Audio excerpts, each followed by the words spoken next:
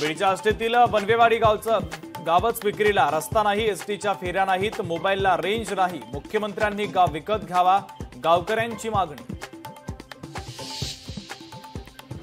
केंद्रीय संरक्षण मंत्री राजनाथ सिंहांनी घेतली जवानांची भेट, जम्मू काश्मीर दौऱ्यावर जवानांशी साधला संवाद, उद्या गुजरातच्या भुज एअरबेसला देखील भेट देणार। काश्मीरच्या अवंतीपोरामध्ये दहशतवादी आणि भारतीय सैन्याची चकमक, चकमकीमध्ये 3 दहशतवाद्यांचा खात्मा।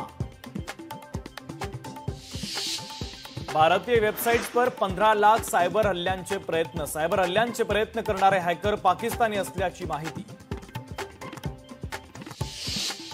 आगामी निवडणुकांसाठी फेर प्रभाग रचना करा, स्थानिक स्वराज्य संस्थांच्या निवडणुकांच्या पार्श्वभूमीवर निवडणूक आयोगाचे राज्य सरकारला निर्देश।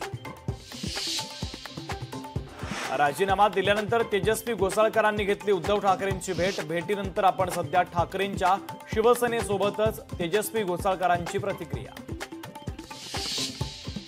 लाडकी बहीण योजनेतील लाभार्थ्यांची पुन्हा पडताळणी होणार, लाडक्या बहिणींच्या घरातील पुरुषांचंही केवायसी होणार। महाराष्ट्राची पाण्याची चिंता वाढली, राज्यातील धरणांमध्ये केवळ 28%च पाणीसाठा, तर मुंबईच्या 7 धरणांमध्ये 19% आणि पुणे विभागामध्ये फक्त 21%च जलसाठा।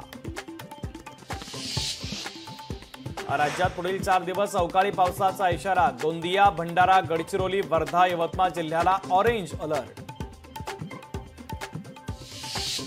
अलमट्टी धरणाची उंची वाढवण्यास विरोध, कर्नाटकचा प्रयत्न हाणून पाडण्याचा निर्धार, रविवारी अंकली टोल नाक्यावर आंदोलन, सर्वपक्षीय नेत्यांच्या बैठकीत निर्णय।